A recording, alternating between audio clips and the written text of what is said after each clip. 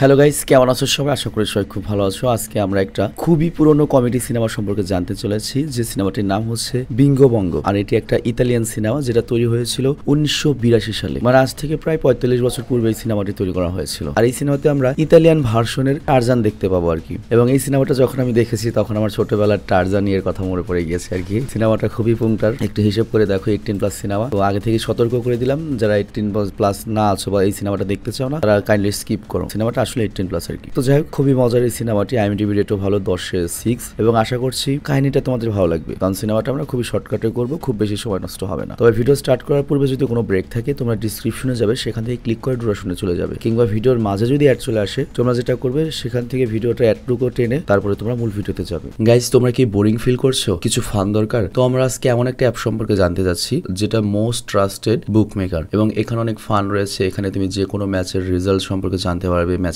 Live দেখতে পারবে, আর সবচেয়ে মজার ব্যাপার হলো তোমরা এখান থেকে প্রাইজও জিততে পারবে। আর এছাড়াও তুমি স্কোর প্রেডিক্ট করার সাথে সাথে কোন টিম জিতবে বা রান করবে এটা করবে, প্রাইজ জিততে পারো। আর এছাড়াও রয়েছে BMW কার জেতার সুযোগ, আইফোন, ল্যাপটপ ছাড়া অনেক কিছু। আর PSG তেও কিন্তু এটা স্পন্সর করছে, তো সুতরাং এটাতে সন্দেহ করার কিছু নেই। আর তাছাড়া এখানে আর অনেক গেম রয়েছে, যেমন crash, new chicken road game, যেগুলোতে ইজিলি যেতে সম্ভব। আর এখানে রেজিস্ট্রেশন করার জন্য স্ক্রিনে যে সংখ্যাটা দেখতে পাচ্ছ, এই বিজ্ঞাপনের সংখ্যা ইউজ করলেই তুমি 12,000 টাকা পর্যন্ত ফ্রি পেতে পারো। আর তাছাড়া ফ্রি স্পিন পাবে তোমার প্রথম ডিপোজিটে, এবং ইজিলি তুমি তোমার টাকা উঠাতে পারবে। আর তাই দেরি না করে পিন কমেন্টে যে বিজ্ঞাপনী কোডটা রয়েছে সেটা ইউজ করে রেজিস্ট্রেশন করতে পারো, আর জিতে নিতে পারো বোনাস। তবে আমরা যে বিজ্ঞাপনী দিই না কেন তোমরা জেনে শুনে বুঝে তারপর সেখানে যাবে। তো গল্পের শুরু হয় একটা জঙ্গল থেকে। জঙ্গলের ওপর দিয়ে একটা প্লেন উঠছিল, এবং একটা ধনী দম্পতি ওই প্লেনে বেড়াচ্ছিল। কিন্তু হঠাৎ করে প্লেনটিতে আগুন লেগে যায়, আর তাই প্লেন থেকে কোনো একটা কিছু প্যারাশুট দিয়ে নিচে ফেলে দেওয়া হয়। আর একটু পরেই প্লেনটা ব্লাস্ট হয়ে ধ্বংস হয়ে যায়, এবং সেখানে যত যাত্রী ছিল সবাই মারা যায়। তো প্লেন থেকে যে জিনিসটা ফেলা হয়েছিল সেটা মূলত একটা মানুষের বাচ্চা ছিল,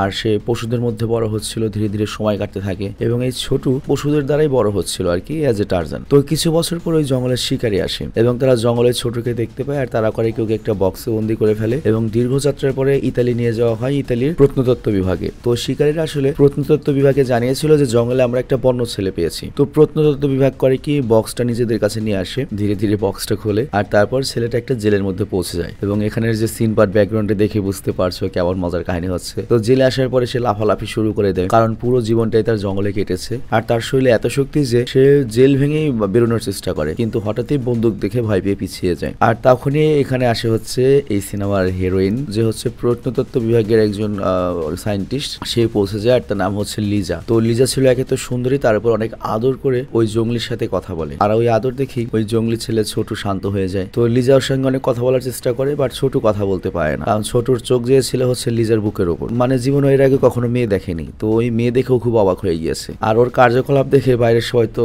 চমকে যাচ্ছে, এবং তবে তারা এটা বুঝতে পারে যে ছেলেটা আসলে কিছুই জানে না, তো ওকে আস্তে আস্তে ট্রেনিং দিতে হবে। তো কিছুক্ষণ পর ওর মেডিকেল পরীক্ষা শুরু হয়, এবং ডিপার্টমেন্টের ডক্টররা ওর সকল টেস্ট করে, এবং ও পরীক্ষায় পাশও করে। মানে যদি ওর জীবন জঙ্গলে কেটেছে, কিন্তু ওর ভেতরে কোনো ধরনের অসুখ বিসুখ নেই, এবং ও পুরোপুরি সুস্থ। আর এরপর ওকে গুনতে শেখানো হয়, ওকে বোঝানো হয় যে বক্সে 3বার যদি বাড়ি দাও তাহলে একটা করে কলা পাবে। তো প্রথমবার ছোট চেষ্টা করে, কিন্তু সফল হয় না, বাট অনেকবার চেষ্টা করার পরে সে এমন একটা দুষ্টুমি করে বসে যেটা দেখে সবাই খুব অবাক হয়ে যায়। তো যাই হোক, গুনতে শেখার লেসনের পরে ওকে আবারও জেলে পাঠিয়ে দেওয়া হয়, আর এইবার জেলে একটা বড় আয়না দেওয়া ছিল। তো আয়না দেখে জঙ্গলি তো খুবই অবাক হয়ে যায়। আসলে বন বিভাগের লোক দেখতে চাচ্ছিল যে আয়না দেখেও কি রিয়াকশন করে, আর স্বভাবতই ছোট যেহেতু প্রথমবার আয়না দেখেছে, তো ও মনে করে যে ওর মতো আরেকটা মানুষ খুব ভয় পেয়ে যায়, কিন্তু খুব দ্রুতই বুঝতে পারে যে না, ওটা আমারই প্রতিচ্ছবি, এবং ওর ভয় কেটে যায়। তো জঙ্গলি বিভাগের লোকেরা এখানে বুঝতে পারে যে হয়তো ও কথা বলতে পারে না, কিন্তু ওর ব্রেন অনেক শার্প, মানে যে কোনো কিছু খুব দ্রুত ফিগার আউট করতে পারে। তো যাই হোক, আয়নার পরে ওকে পশু আর মানুষের ছবি দেখানো হয়, যাতে ও মানুষ আর পশুর মধ্যে পার্থক্যটা বুঝতে পারে, এবং এখানে যে ডক্টররা ছিল তারা ওকে রিসার্চ করে বুঝতে পারে যে ও জঙ্গলি হলেও বিপজ্জনক নয়, আর এজন্য ওকে জেল থেকে বের করে বড় একটা ঘরে রাখা হয়। তো পরের দিন যখন একটা ডক্টর ওর ঘরে আসে, ও করে কি তার পেছনে লুকিয়ে পড়ে, এবং ডক্টর যেখানে যাচ্ছিল পেছন পেছন ও যাচ্ছিল।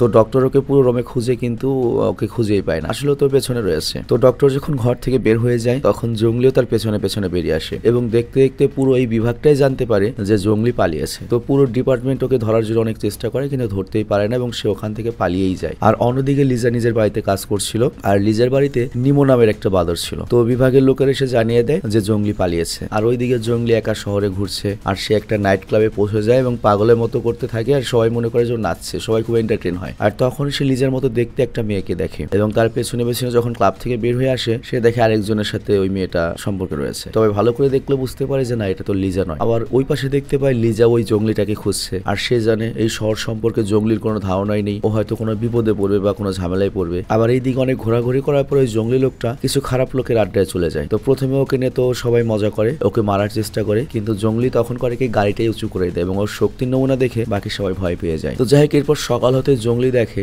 যে কিছু পাখি ভয়ে উঠছিল, আর তারপর খেয়াল করে দেখে যে তাদের যে বাসা ছিল সেই গাছটা কেটে ফেলা হয়েছে এবং যে দুইজন লোক ওই গাছটা কেটেছে তারা এখন সেই গাছটা গাড়িতে তুলে নিয়ে যাচ্ছিল। তো জঙ্গলি করে কি গাড়ির পেছনে পেছনে যেতে থাকে যাতে ওই গাছটা উদ্ধার করতে পারে, আর গাড়ির পেছনে যেতে যেতে সে একটা ভিড়ের জায়গায় পৌঁছে যায়। আর এত ভিড় দেখে প্রথমত জঙ্গলি ভয় পেয়ে যায়, কিন্তু খুব দ্রুত সে নিজেকে সামলে নেয় এবং তারপর অনেক চেষ্টা করে ওই গাড়িটা পর্যন্ত পৌঁছতে পারে এবং ফাইনালি কোনো রকমে ওই গাড়িটা থেকে গাছটাও চুরি করে ফেলে, আর তারপর সেই গাছটাকে সেই জায়গাতে বসিয়ে দেয় যেখান থেকে ওই গাছটাকে কাটা হয়েছিল। বাট তখন পুলিশ চলে আসে সেখানে এবং চুরির অভিযোগে ওকে গ্রেপ্তার করে এবং ওকে জিজ্ঞাসাবাদ শুরু করে, ওর নাম ঠিকানা জানতে চায়, কিন্তু জঙ্গলি তো কথাই বলতে পারে না। আবার অন্যদিকে লিজা তো এখনো জঙ্গলিকে খুঁজছিল, আর এইদিকে পুলিশ জঙ্গলির আচরণ দেখে বুঝতে পারে যে এটা হয়তো জঙ্গল থেকে এসেছে, হয়তো পাগল, শহর সম্পর্কে কিছুই জানে না। তো পুলিশরা ওকে করে কি চিড়িয়াখানায় পাঠিয়ে দেয়। তো খুব শীঘ্রই লিজা আবার সেখানে পৌঁছে যায় এবং জঙ্গলিকে দেখে ফেলে, আর তারপর লিজা কিছু টাকা চিড়িয়াখানা কর্তৃপক্ষকে ঘুষ দিয়ে জঙ্গলিকে ছাড়িয়ে ওর বাড়িতে নিয়ে আসে। তো যাই হোক, লিজার বাড়িতে অনেক রকমের জিনিসপত্র ছিল যা দেখে জঙ্গলি বেশ অবাক হয়ে যায়, কারণ সে জীবনে প্রথমবার কোনো মানুষের ঘরে এসেছে। তো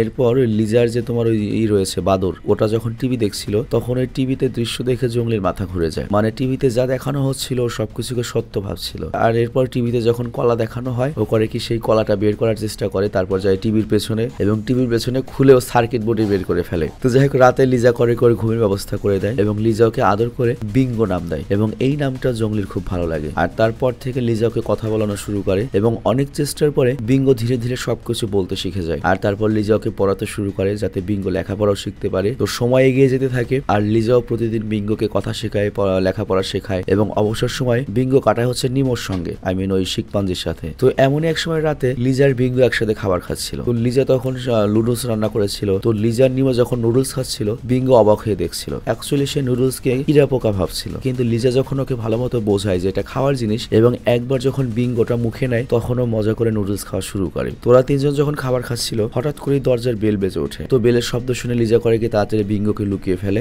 আর এরপর সে যখন দরজা খোলে তখন সে দেখতে পায় যে প্রত্নতত্ত্ব বিভাগ থেকে একজন ডক্টর এসেছে, আর সে আসলে মূলত লিজার কাছে এসেছে বিঙ্গোর বিষয়ে জিজ্ঞেস করতে। কিন্তু লিজা বলে আমি নিজেও বিঙ্গোকে খুঁজছি, ওকে তো আমি খুঁজে পাচ্ছি না। আসলে লিজা নিজেও বিঙ্গোকে প্রত্নতত্ত্ব বিভাগ থেকে লুকিয়ে রেখেছে। সে চাইতো না যে বিঙ্গো আবার জেলে আটকা পড়ে থাক, ভয় পেয়ে থাক। আর এদিকে আমাদের বিঙ্গো কিন্তু অনেক স্মার্ট হয়ে গিয়েছে, হাজার হলো তো একজন মানুষ। তো বিঙ্গো তখন করে কি ছদ্মবেশ নিয়ে ওই ডক্টরের সামনে এসে হাজির হয় এবং ওকে ধমকাতে শুরু করে, আধো আধো যা কথা শিখেছে সেই কথাই। তো ডক্টর বিঙ্গোকে চিনতে পারে না এবং মনে করে হয়তো এটা লিজার প্রেমিক, এই জন্য সে ভয় পেয়ে পালিয়ে যায়। আর এইভাবে চলে যায় 1-1.5 মাস। আর বিঙ্গো এখন অনেকটাই কথা বলতে পারে, আর এটা ছিল সম্পূর্ণ লিজার প্রশিক্ষণের ফল। তো একদিন ওরা সমুদ্রের ধারে ছিল। তো কিছু কথা বলার পরে লিজা করে কি সমুদ্রে গোসল করতে নামে। আর গোসল শেষে বিঙ্গোর কাছে আসলে বিঙ্গো লিজাকে জিজ্ঞাসা করে ওখানে যারা বসে রয়েছে ওরা কি করছে। অ্যাকচুয়ালি দেখতেই পাচ্ছ এখানে প্রেমিক প্রেমিকারা বসেছিল, যারা প্রেমে হাবুডুবু খাচ্ছিল, ডুবেছিল। তো লিজা তখন বিঙ্গোকে বোঝায় যে এই লোকের আগে ক্লোজ হবে তারপর ইন্টিমেট হবে, আসলে এটা ট্রান্সলেট করেছি, কথাটা অনেক খারাপ ভাবে কথা ছিল আর কি, মোটা আমি বলতে পারছি না। তো লিজার কথায় বিঙ্গো তো মনে করো উত্তেজিত হয়ে যায়। আর এরপর রাতে যখন লিজা ঘুমাতে যাচ্ছিল বিঙ্গো সে একটা ভাব নিয়ে ওর কাছে আসে, আগে থেকে উত্তেজিত, এবার তারপর সে লিজাকে উত্তেজিত করে এবং তারা ফাইনালি প্রথমবারের মতো ইন্টিমেট হয়। টারজান সেইটার কথা আর কি বলবো, 90 দশকের প্ল্যান বুঝবে আর কি। তো যাই হোক, বিঙ্গোর তখন মনে হতে থাকে যে লিজা আমাকে ভালোবাসো, আমাকে বিয়ে করবে, ও আমারই সন্তান জন্ম দেবে। তো একদিন বিঙ্গো নিমোর সঙ্গে যখন খেলছিল লিজা তখন নিজের ঘরে ছিল, আর তখন ওই সময় লিজার বন্ধু স্যামের কল আসে। আর স্যামও পশু পাখিদের অনেক ভালোবাসতো, আর সে লিজার কাছে বিঙ্গোর কথা জানতে চায়। তো লিজা তখন বলে হ্যাঁ বিঙ্গো আমার কাছে রয়েছে, কিন্তু বিঙ্গো মনে হয় আমাকে বিয়ে করতে চায়, কিন্তু আমি তো চাই না। আর অন্যদিকেও বিঙ্গো কিন্তু ওই ফোনেরই অন্য লাইন থেকে লিজার সব কথা শুনছিল। আগেকার আমলে যাদের বাড়ি টেলিফোন ছিল তারা বুঝতে পারবে আর কি ব্যাপারটা কেমন। এক বাড়িতে যতগুলো টেলিফোন আছে সবগুলোই বেজে উঠবে যদি বাজে, এবং সবগুলো থেকে একই কথা শোনা যাবে। তো যাই হোক, বিঙ্গো যখন এটা শুনে তো ভেঙে পড়ে। ও ভেবেছিল লিজা ওকে অনেক ভালোবাসে তাই বিয়ে করবে ওকে, কিন্তু লিজার কথা শুনে বিঙ্গো অনেক কষ্ট পায়। তো পরদিনই বিঙ্গো জঙ্গলে যাওয়ার সিদ্ধান্ত নেয়, আর এবার নিমো সিদ্ধান্ত নেয় সেও বিঙ্গোর সাথে জঙ্গলে চলে যাবে। বাট লিজা যখন এটা জানতে পারে বিঙ্গো তার বাড়ি ছেড়ে চলে গিয়েছে, সে খুব মন খারাপ করে বসে। আর অন্যদিকে বিঙ্গো জঙ্গলে ফিরতে চাইলেও সে শহরের পশুদের অবস্থা অনেক খারাপ দেখে এবং থেমে যায়, শহরে যত পশু পাখি রয়েছে তাদের অবস্থা ভালো নয়। তো এই বিষয়টা বিঙ্গোর কাছে ভালো লাগে না। আর তারপর সে প্রত্নতত্ত্ব বিভাগে গিয়ে সবাইকে বোঝায় যে পশুদেরও নিজস্ব জীবন রয়েছে, আমাদের উচিত না ওদের জীবনে হস্তক্ষেপ করা। তো প্রত্নতত্ত্ব বিভাগ প্রতিশ্রুতি দেয় তারা তার সাথে রয়েছে, বিঙ্গোর সাথে পশুদেরকে তারা সাহায্য করবে, একদম বিরক্ত করবে না। আর এরপর সিনেমার শেষ অংশে আমরা দেখতে পাই বিঙ্গো শহরেই রয়ে গিয়েছে, সে পশুদের সাহায্য করতে শুরু করে এবং লিজাও ফাইনালি ওর কাছে ফিরে এসেছে, বিয়ে করেছে, বাচ্চা কাচ্চা বাচ্চা নেবে, আর এখানেই এই সিম্পল গল্পটা শেষ হয়ে যায়। তো যাই হোক, এটা মূলত কমেডি স্টোরি ছিল। এটা এক্সপ্লেনে দেখে তুমি অত মজা পাবে না, কিন্তু অ্যাকচুয়াল মুভিটা যদি দেখো আসলে অনেক মজা পাবে। চমৎকার একটা সিনেমা, মানে খুবই ফানি একটা সিনেমা। তবে এই সিনেমাটা হয়তো কোনো ওয়েবসাইটে অ্যাভেলেবল নেই, অনেক আগের সিনেমা, 45 বছর আগের সিনেমা, বুঝতেই পারছো। তো যাই হোক, কেমন লেগেছে সিনেমাটি কমেন্ট অবশ্যই জানাবে, স্পেশালি লিজাকে কেমন লেগেছে সেটা বলবে, নায়িকাকে আর কি। সিরিয়াসলি আমি হিসাব করে দেখলাম যে এখনকার মেয়েরা এত বেশি প্লাস্টিক সার্জারি করে, এত বেশি মেকআপ করে, এত সুন্দর সুন্দর ড্রেস পরে, তারপরেও ক্লাসিক বা 40-50 বছর আগেকার যে হিরোইন গুলোর দেখি, মানে 30 বছর আগের হিরোইন গুলো দেখলে মনে হয় তারা আসলে ন্যাচারাল বিউটি ছিল, মানে আরো বেশি আকর্ষণ লাগে ওদের দিকে। এবং দেখো আগামী 30 বছর পরে এই প্লাস্টিক সার্জারিও করা মানুষ বন্ধ করে দেবে, ওই আগের অবস্থানে আবার চলে যাবে, ন্যাচারাল বিউটির দিকে সবাই ঝুঁকে পড়বে, মানে ঘুরে ফিরে যেমন পুরোনো স্টাইল আবার নতুন করে আসে সেরকম একটা কিছু হবে। তো যাই হোক, আমি বিদায় নিচ্ছি, ভালো থেকো, সুস্থ থেকো, টেক কেয়ার, বাই বাই।